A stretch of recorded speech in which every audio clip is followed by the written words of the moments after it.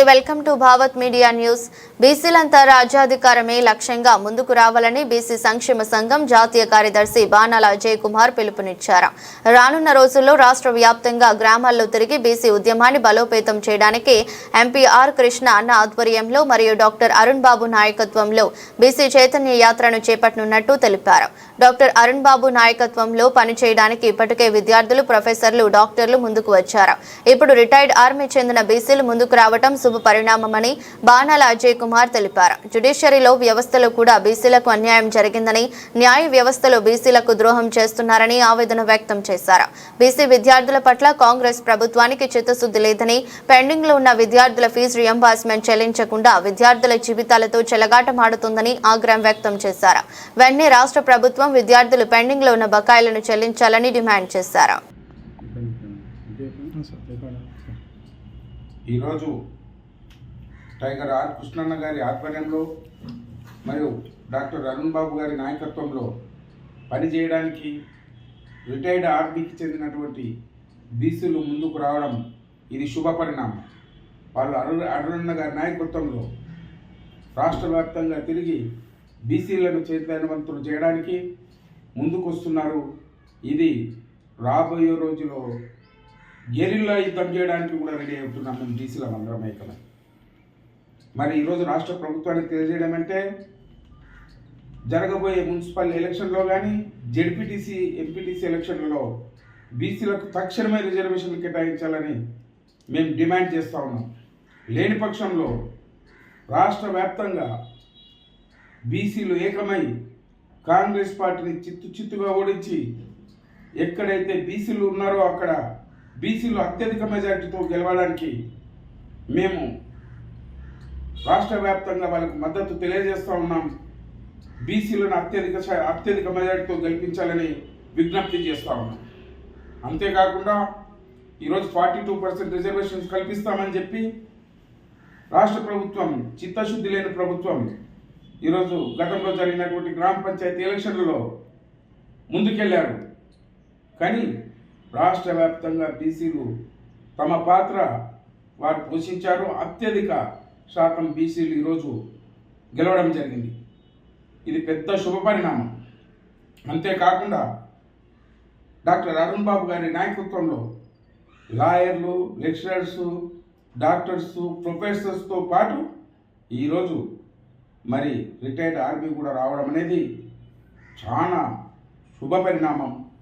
రాష్ట్రంలో బీసీలో చైతన్యవంతులు చేసి ఈరోజు బీసీలకు అన్యాయం చేసినటువంటి పార్టీలపై గెరిల్లా యుద్ధం చేయడానికి సిద్ధమవుతా ఉన్నాం. ఖబర్దార్, రాష్ట్ర వ్యాప్తంగా ఉన్నటువంటి అన్ని పార్టీలు బీసీలని మోసం చేసినటువంటి పార్టీలను చిత్తుగా ఓడించి బీసీలను రాజ్యాధికార దిశగా మరి టైగర్ ఆర్ కృష్ణన్న గారి ఆధ్వర్యంలో, అరుణ్ బాబు గారి నాయకత్వంలో ముందుకు కదులుతూ ఉన్నామని తెలియజేస్తూ ఉన్నాం. అంతేకాకుండా జ్యుడిషియరీ వ్యవస్థలో కూడా చాలా అన్యాయం జరుగుతూ ఉంది. వాళ్ళకి అనుబంధంగా ఉన్న ఓసీలనే ఏర్పాటు చేసుకొని న్యాయ వ్యవస్థలో కూడా పూర్తిగా ద్రోహం చేస్తున్నారు. ఈరోజు రాష్ట్ర వ్యాప్తంగానే కానీ కాకుండా దేశవ్యాప్తంగా బీసీలకు చెందినటువంటి అడ్వకేట్స్ కూడా బీసీలకు, ఓబీసీలకు జరిగినటువంటి ఎస్సీ, ఎస్టీ, బీసీ, ఓబీసీలకు జరిగినటువంటి ఈ జ్యుడిషియరీ వ్యవస్థలో మార్పులు రావడానికి చైతన్యవంతులై ఈరోజు కర్ణాటక, తమిళనాడు, ఆంధ్రప్రదేశ్తో పాటు నార్త్ ఇండియాలో కూడా మహారాష్ట్ర, గుజరాత్, పంజాబ్లో, ఢిల్లీలో కూడా ముందుకు వస్తూ ఉన్నారు. ఇది ఒక క్రమ పద్ధతిలో, ఒక ప్రణాళికాబద్ధంగా టైగర్ ఆర్ కృష్ణన్న గారి నాయకత్వంలో ఈరోజు కర్ణాటక, తమిళనాడు, ఆంధ్రప్రదేశ్, తెలంగాణతో పాటు బీసీ అడ్వకేట్స్ వేరే పంజాబ్, ఢిల్లీ, గుజరాత్, మహారాష్ట్రలో కూడా ఒక ప్రణాళిక తయారవుతుంది. ఒక లీగల్ టీం తయారవుతుంది. ఈ వ్యవస్థలో మార్పు తీసుకొచ్చి మన బీసీల వాట బీసీలకు దక్కే విధంగా మరి టైగర్ ఆర్ కృష్ణ గారి నాయకత్వంలో, డాక్టర్ అరుణ్ బాబు గారి ఆధ్వర్యంలో ముందుకు సాగడానికి త్వరలోనే దేశవ్యాప్తంగా బీసీ అడ్వకేట్ అసోసియేషన్ ఏర్పాటు చేసి న్యాయ వ్యవస్థలో మార్పుల కోసం టైగర్ ఆర్ కృష్ణన్న గారి ఆధ్వర్యంలో పోరాడడానికి సిద్ధంగా ఉన్నామని తెలియజేస్తా ఉన్నాం.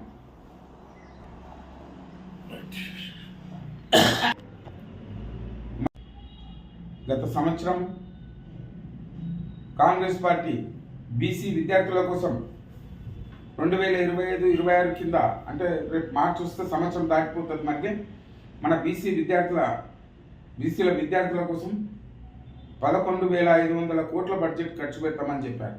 కానీ బీసీల స్కాలర్షిప్స్కు 1,908 కోట్లు స్కాలర్షిప్స్ కోసం ఖర్చు పెడతామని కేటాయించి కేవలం 365 కోట్లు మాత్రమే ఖర్చు పెట్టడం జరిగింది.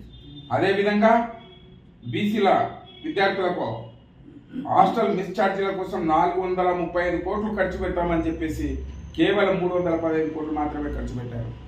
అదేవిధంగా స్టడీ సర్కిళ్ళ కోసం 50 కోట్లు ఖర్చు పెడతామని కేవలం 4 లక్షలు మాత్రమే ఖర్చు పెట్టారు. అదేవిధంగా ఎడ్యుకేషన్ సెక్టర్లో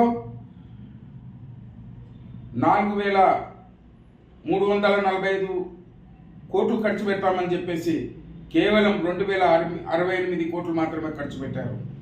అదేవిధంగా బీసీలకు 22 రాజీవ్ యువ వికాసం కింద 4,102 కోట్లు ఖర్చు పెడతామని చెప్పేసి కేవలం 13 కోట్లు మాత్రమే ఖర్చు పెట్టారు. అంటే బీసీలకు బడ్జెట్ పెట్టడం, చూపించడం ఒకటి, కేటాయించడం ఒకటి. చిత్తశుద్ధి లేని కాంగ్రెస్ ప్రభుత్వం బీసీ విద్యార్థుల పట్ల కానీ, బీసీ విద్యార్థుల సమస్యల పట్ల కానీ, బీసీ విద్యార్థుల స్కాలర్షిప్ విషయంలో కానీ పూర్తిగా మోసం చేసింది, నిండా ముంచింది. ఎలక్షన్ల కంటే ముందు మా ప్రభుత్వం బీసీలకు 100% న్యాయం చేస్తామని, ప్రతి సంవత్సరం జాబ్ క్యాలెండర్ ఇష్యూ చేస్తామని, 1,00,000 ఉద్యోగాలు కల్పిస్తామని చెప్పి బీసీ విద్యార్థులు కూడా పూర్తి కాంగ్రెస్ పార్టీకి మద్దతు తెలిపినందుకే ఈరోజు కాంగ్రెస్ పార్టీ గెలవడం జరిగింది. కానీ 2 సంవత్సరాలు దాటినా ఎలాంటి చిత్తశుద్ధి లేని ప్రభుత్వం ఈరోజు వేలాది మంది విద్యార్థులు స్కాలర్షిప్స్ ఇవ్వకుంటే గవర్నమెంట్ కాంగ్రెస్ ప్రభుత్వం ఈరోజు విద్యార్థులు అకాడమిక్ ఇయర్ లాస్ అయ్యారు, ఎగ్జామ్స్ రాయలేని పరిస్థితి. అదే యూనివర్సిటీల్లో, ప్రైవేట్ యూనివర్సిటీల విద్యార్థులకు ఫీజులు కడితేనే ఎగ్జామ్ రాయిస్తామని హాల్ టికెట్ కూడా ఇయ్యని పరిస్థితి. చాలామంది ఇయర్ లాస్ అయ్యి, అకాడమిక్ ఇయర్ లాస్ అయ్యి ఈరోజు రోడ్డు మీద ఉన్నారు. ఇంకా ఈ ఉద్యమం ఆగదు. విద్యార్థులు ఉద్యమం తీవ్రంగా చేయడానికి రాబోయే రోజుల్లో రాష్ట్ర వ్యాప్తంగా అన్ని జిల్లాలకు కూడా యూనివర్సిటీ నుంచి, ప్రైవేట్ యూనివర్సిటీల నుంచి కూడా విద్యార్థులు చైతన్యవంతులైనరు. ముందరకు వచ్చి కాంగ్రెస్ పార్టీని కానీ, మరి అదే బీసీలకు అన్యాయం చేసినటువంటి ఏ పార్టీ అయినా వాళ్ళని చిత్తుగా ఓడించి ఈ రాష్ట్రంలో బీసీలను అత్యధిక శాతం గెలిపించి బీసీలను రాజ్యాధికారం వైపు రాబోయే రోజుల్లో రాజ్యాధికారమే సాధించుకునే దిశగా ప్రయత్నాలు మొదలు పెడుతున్నామని చెప్పి ఈ కాంగ్రెస్ పార్టీని హెచ్చరిస్తూ ఉన్నాం. తక్షణమే కాంగ్రెస్ పార్టీ రాష్ట్ర వ్యాప్తంగా ఉన్నటువంటి విద్యార్థులు పెండింగ్లో ఉన్నటువంటి స్కాలర్షిప్ను రిలీజ్ చేయాలని డిమాండ్ చేస్తూ ఉన్నాం.